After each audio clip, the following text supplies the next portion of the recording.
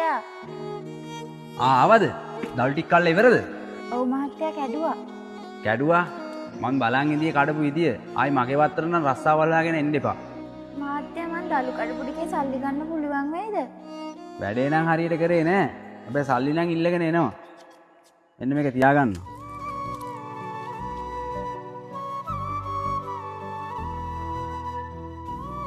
මට තාම රස්සාවක් හරියට කරගන්නත් බෑ දෙයියනේ.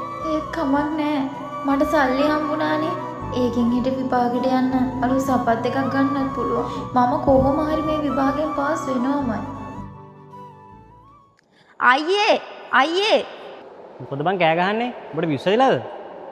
අයියේ උසස් පෙළ විභාගෙ මං ඉහළින්ම පාස්. මට අමාරු වෙලා තිබ්බ ඉකෝන් වලටත් ඒකක් තියෙනවා. මොකක්? ඔය ඇත්තෝද බං නංගි? ඔව් අයියේ. මට නම් මේක හීනයක් වගේ. අපිට ආයි දුක් විඳින්න ඕනේ නෑ. ඔබ ගොඩක් අමාරුකෝ ඉකෝන් එපා. ඔබ කොහොමද ඉකෝන් වලට එකක් ගත්තේ? අමාරු නිසා නේ මං ලහිරු සාරංගසගේ පන්ති ගියේ. ඒ සර්ගෙන් තමයි අමාරුනේ ඉකෝන් මං ලේසියෙන් ඉගෙන ගත්තේ. ඉකෝන් විතරක් නෙමෙයි අයියේ.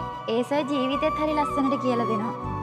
මට සමාව යන්න නංගි. මම ඔබ ගැන හෙව්වේ නෑනේ. මං දැන් හරි අහනවා. මොකද ඔය පන්තිය තිබ්බේ? අයියේ පන්තියේ තියෙන කුරුණෑගල සිමාස් එකේ. අපි ළඟ නිසා අවුලක් නෑ අයියේ. දුර ආයෙත් නම් මෙහෙන්න ඕනේ නෑ. ඔන්ලයින් සම්බන්ධ වෙන්නත් පුළුවන්. ඔන්න දැන් මේ පාරත් 2028 A level පන්ති පටන් ගන්න හදන්නේ. කෝ දෙනවා බලන්න. ඔය සර් උගන්වන විදිය මටත් බලන්න. මේ බලන්නකෝ අයියේ ඒ සර් උගන්වන විදියට ඕන කෙනෙකුට ආස හිතෙනවා ඉගෙන ගන්න.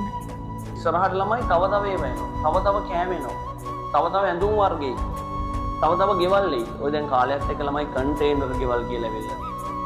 වාහනයක සෙට් කරගෙන යන ගෙවල් තියෙනවා. නේ? අපරාධි බං. මාත් මේ සර්ගේ පන්ති ගියා නම් අද මට මෙහෙම නොවෙන්න තිබ්බා. ඔව් අයියේ ඒ සර්ගේ පන්ති ගියා කියන්නේ ඉතින් ඉකෝනෝයි ජීවිතේ දෙකම ගොඩ. කමක් නෑ බං. මට බැරි දේ උඹ හරි කරානේ. මට හරි සතුටුයි නංගි.